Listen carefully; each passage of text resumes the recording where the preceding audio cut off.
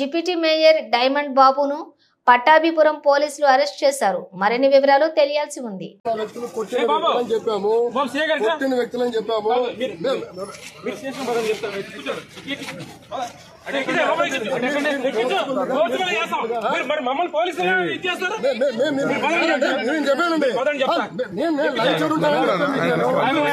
ఏదో రకంగా సార్ చేయగారు మీరు ఒక విషయం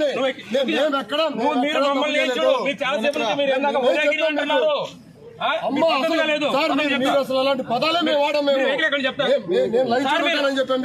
వాళ్ళని పిలవండి, పిలవండి. మీరు వాళ్ళని పిలవండి అంటారా? మీరు చేస్తుంది చాలా